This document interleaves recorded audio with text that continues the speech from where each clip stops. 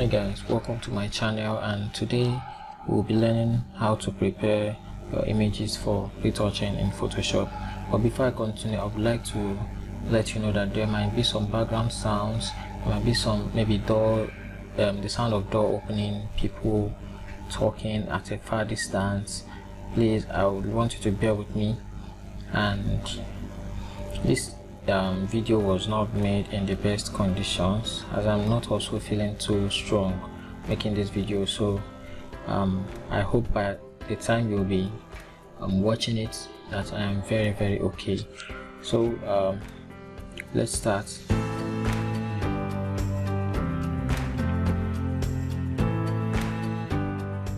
I'm using Lightroom CC 2019, and this is already finished. This is already a finished work, so I want to start from the part where I didn't do anything in it, from the raw file. I chose this image among other images for some reasons I've observed myself. First of all, we have the blue skies. I know some startup photographers will want to make their skies very blue. Now look at this, how this one is. And we have the skin tone. She has some makeup on her face, and some highlights somewhere, at various points in the face. So this image is just the perfect one for me to use for this tutorial. There are some other images down here, as you can see, but I'm going with this. So I'm going to start with creating a virtual copy, and I'll work with the virtual copy. They're both the same thing, and in the raw format NEF. So working on the virtual copy, I will reset it and start afresh to work on it. Let's see if we can get this result. You might not get exactly that result, but by the end of this tutorial you will understand, or you get the idea of what it should look like, what your images should look like before you start retouching in Photoshop.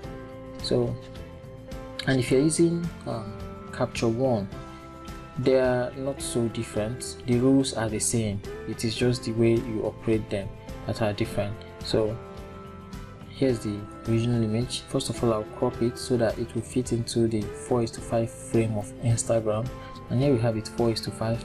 If you don't have it, you can go to custom and set it to whatever you want. Alright, so 4:5 is here already, so no need for custom. Then I drag it to fit into the frame. Here is the frame where it will be, and click on done. It has cropped it. The original part still remains, but it is no more in view here. This is the image as far as the cropping is concerned. So the next thing I'll do is to go to auto. Auto gives you a guide. It is not so perfect, but it will give you a guide to how the image should look like. And auto is complete. Let us compare it with the first image. So here is our reference. Oh my gosh, sorry about that, I mistakenly collapsed it. So here's our reference image, which is the first image. Here's the reference, the one I retouched myself, and here is the copy. Now as you can see, we have the face a little bit dark, while here is a little bit bright. The blues are not so the same. So what did we do next? First, go down to the highlights, take it all down, and increase the exposure a little bit to when you start seeing the face clearer. And I can take up the contrast to allow it pop, but not too much, so that I don't lose the places that are dark, because the more I'm taking it high, it becomes really ugly. So I keep it around here. Then I don't touch any other thing. This is just the place I touch. Then I go down to my hue, saturation, and luminance, which is HSL. I work in color, where I can just click on each of the colors and change it to what I want. So usually your own will be like this. If you want it to change, you can click on color while it changes. In that case, you will not need to click on hue to change the hue of a particular color, then come back to saturation to change back saturation of that particular color. So I work with this because I like working on each color as it comes up. So going to the orange is for the skin tone, blue is for the sky, green and yellow is for the leaves and vegetation, red is for the lips. So the skin tone orange, that's where I'm going to. You don't touch it so much. I'm only going here because it is dark and I need to brighten it up. So let's go back to where we were.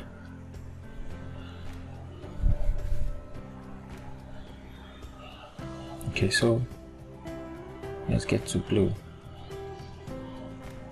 Blue is for the sky, like I said. So I'll make it a little bit dark. If you take it down too much, look at these areas, you'll see some black lines. Let me zoom it so that you see it clearly. So you see some black lines here, which is not what you want, and this area has white around it. I don't know if you can see it from the screen there, but here it is. It has some white around it. So you have to be careful about this and do not take it to the extreme. You can only take it to the extreme when you want to know what it does. You can take it, okay, it just works on the sky, alright, so, and that is it. And then you drag it to where you want it to be. I'll increase the saturation a little bit. I think this is fine, but again, when you take it too high, it creates the same effect on the edges of your image, so don't take it too much. Let me turn this off and take this out. I'm looking at the fingers to make sure I don't get those white lines at the edges of the fingers. So I think this is fine. Then go to the skin and brighten the skin tone, which is in luminance. Luminance brightens, saturation increases the amount of color in the image. So if you have more saturation, that means you have more color.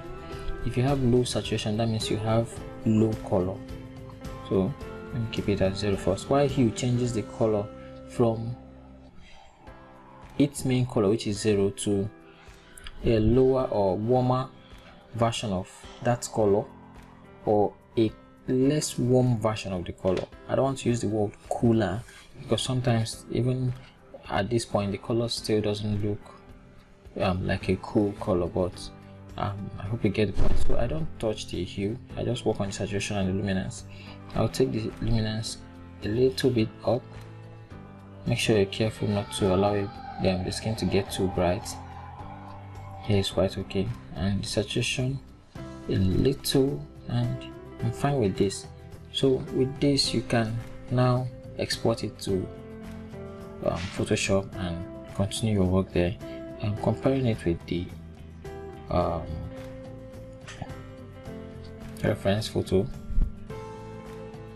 This is the reference. Alright, this is the reference. Comparing with the reference photo, I don't think you'll see any difference. I myself am even in doubt myself if this is actually the reference photo or both of them are the same. So, but then you get the point.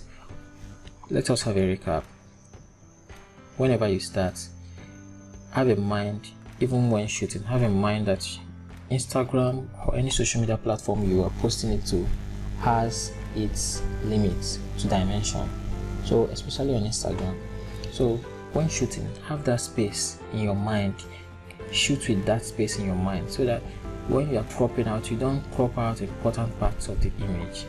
Okay, so shoot with that space in your mind, and you will get the hang of it with time.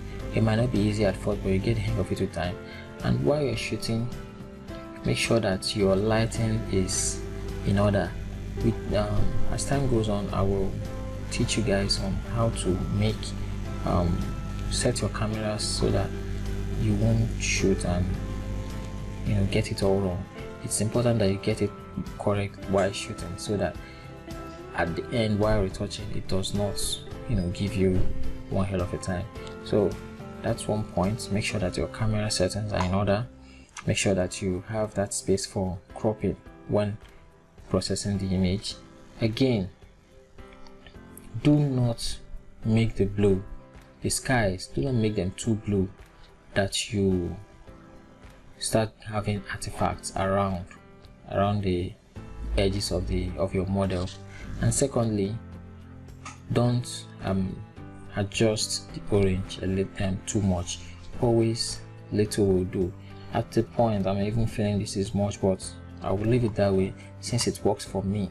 But be careful not to adjust it too much. Don't overdo things. Just be slight on it. Remember, we're still going to retouch this in Photoshop, and when we are done, the complete and final image will come out. So have that in mind, that you will still do more work, so don't overdo the ones you've done already. And while you are adjusting, first of all, use auto.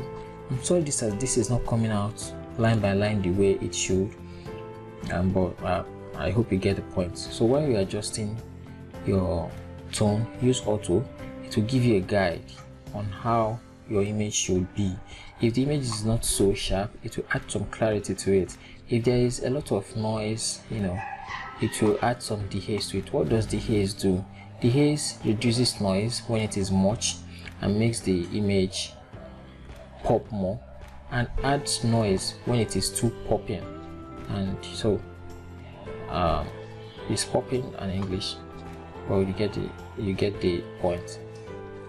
So, but for you not to be confused on how you're going to work with them, just click on auto and adjust just these three. Sometimes you might want to adjust your shadows. Sometimes when you increase the shadow, the darker places become brighter. When you reduce the shadow, the darker places become darker, and you can see it in the image. So I'm taking it back to where it was. So just take down the highlight gives you more detail. When there is much highlight, details go, and you want these details in your image. They make them look crisp. Go to the exposure before you touch the contrast. First step is reduce the highlights. Second step is increase your exposure till you are satisfied that no part of the image is too bright. Then go to the contrast and add some or reduce some contrast to it. Contrast is the gap between the highlight and the shadows. That means if you are taking the contrast up, the highlight becomes brighter, the shadows become darker. Do you understand? So the highlights become brighter, the shadows become darker. If you are taking the contrast down, the highlight comes down, it starts getting dark, while the shadow starts getting bright, so that it will balance the skin tone well. Whatever you are adjusting, do not do too much. Now to export, it is very simple. You can go to library, find the shortcut key to export, but what I do is Shift Ctrl E or Ctrl Shift. You just hold those three keys and it will open the export dialog box for you. You set all your commands. What I will show you here, this part is not so important. You can adjust that to your own way. Let your quality not pass 70. When your quality passes 70, the image just becomes really big and can slow down your computer if you don't have a strong computer, or even cost you so much data uploading it online. I will also talk about the size of image when exporting it in Photoshop for the final copy. How do you export it for print? How do you export it for social media? How do you export it basically for Instagram? Instagram is going to be my basis, because whatever works on Instagram is most likely to work on any other social media platform. Alright, so we'll base on Instagram and talk more about exporting, but for now we are going to Photoshop. So quality at 70. Do not touch this place. We go down to image size, resolution 300 pixels per inch.